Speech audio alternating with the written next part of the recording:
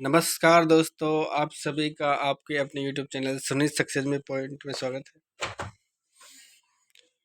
आज मैं आपके लिए लेके आया हूँ मात्र 5 से 10 मिनट की वीडियो होगी जिसमें रस को हम कवर करेंगे। सबसे पहले हम जानते हैं कि रस क्या होता है और रस की परिभाषा क्या होती है।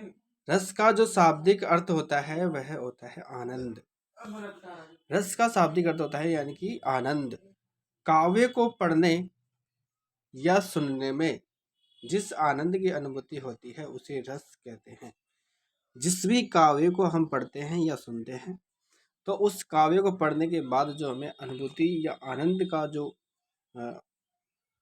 अनुभूति होती है उसे हम रस बोलते हैं। रस को काव्य की आत्मा या फिर प्राण कहा जाता है, यानी कि काव्य जो है रस पर ही टिका हुआ है।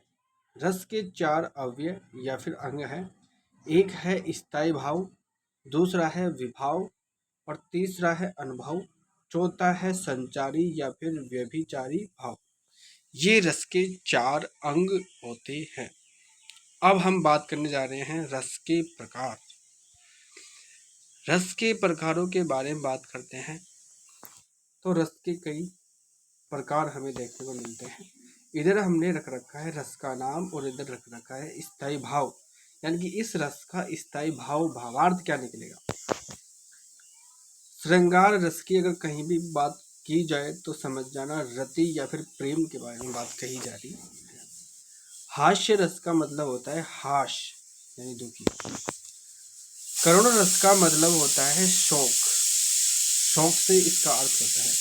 तो वीर रस का तात्पर्य उत्साह वर्धन से होता है। जैसे मान लो कहीं हम युद्ध स्थल में कोई भी कार्य करते हैं तो वहाँ पे वीर रस का प्रयोग हमें देखने को मिलता है।